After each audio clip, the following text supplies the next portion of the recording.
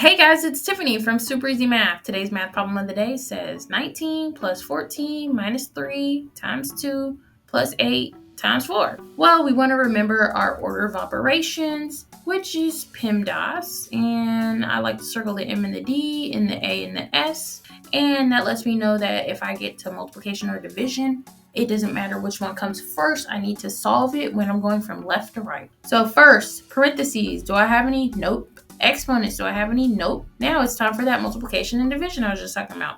And when I go from left to right on the problem, meaning starting over here and go in this direction, I can see that I have addition, so I don't want that yet. Subtraction, I don't want that yet. Multiplication, yes, I'm going to do that right now. Okay, so I'm going to rewrite this problem, but instead of writing 3 times 2, I'm going to write the answer to 3 times 2. So it's 19 plus 14 minus 6 plus 8 times 4. Now, I still have more multiplication. That's that 8 times 4, so I'm going to solve that.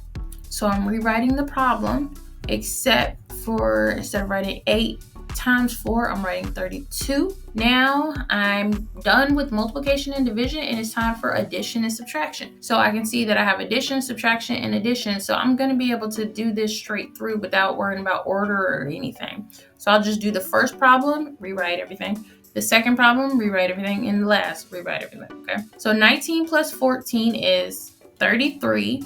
And then I'm going to subtract 6, and I'm going to add 32. Now I have 33 minus 6. So that gives me 27 plus 32. And 27 plus 32 is 59. So the answer to today's math problem of the day is 59. Here's tomorrow's math problem of the day. See if you can solve it before I do, but don't forget to head over to Super Easy Math where you can get access to all of my videos where I teach everything in order with notes the way you need it.